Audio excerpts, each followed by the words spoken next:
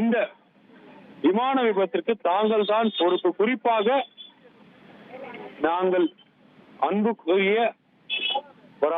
அன்புக்குரியவராக நினைக்கும் வாடிக்கையாளர்கள், எங்களது விமானிகள் மற்றும் crew மெம்பர்கள் ஆகியவரெல்லாம் இழந்திருக்கிறோம். இதற்கு பொறுப்பை நாங்களே ஏற்றுக்கொள்கிறோம் என்ற ஒரு விஷயத்தை பதிவு செய்திருக்கிறார். இந்த விபத்திற்கான காரணம் என்ன என்பதை நாங்கள் கண்டறிந்தவுடன் வெளிப்படையாக அதை நாங்கள் வெளிப்படுத்துவோம். டாடா குழு பெரும்பாலானோரால் நம்பப்படுகிறது. இந்த ஏர் இந்தியாவை நாங்கள் வாங்கும் போது பயணிகளின் பாதுகாப்பு தான் எங்கள் முக்கியமான நோக்கமாக இருந்தது.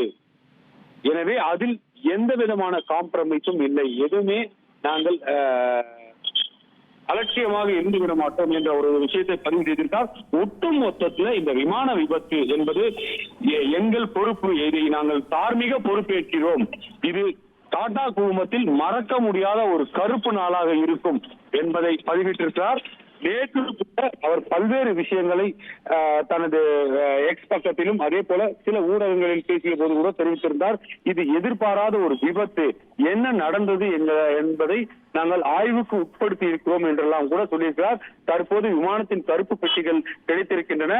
அது மட்டுமல்ல, இந்த அறிக்கை ஒன்று வந்திருக்கு. இந்த அறிக்கை வருவதற்கு சில நிமிடங்களுக்கு முன்பாக விமான போக்குவரத்து இயக்குநரகம் சார்பில் ஒரு உத்தரவு ஏர் இந்தியா நிறுவனத்திற்கு பிறப்பிக்கப்பட்டிருந்தது. விமானங்கள் அனைத்தும் ஒவ்வொரு முறை புறப்படும் போதும் ஒரு குறிப்பிட்ட விஷயங்களை சரிபார்க்க வேண்டும் என அந்த பட்டியலை வெளியிட்டு உத்தரவாக பிறப்பித்திருந்தது. அந்த உத்தரவுக்கு பிறப்பித்த சில நிமிடங்களில் நடராஜன் சந்திரசேகரன் அவர்களின் அறிக்கையானது வந்திருக்கிறது. அடுத்த கட்ட இந்த விசாரணை தொடர்பான விஷயங்கள் அனைத்தையும் வெளிப்படையாக நடத்துவோம் என்பதையும் தெரிவித்திருக்கிறார். ஒட்டுமொத்தத்தில் டாடா குழுமத்திற்கு நேற்றைய தினம் மே 12 ஒரு கருப்பு நாள் என்பதை அவர் மீண்டும் ஒரு முறை பதிவு செய்து தனது கருத்தை நிறைவு செய்திருக்கிறார். விவரங்களுக்கு நன்றி பாரதி ராஜா.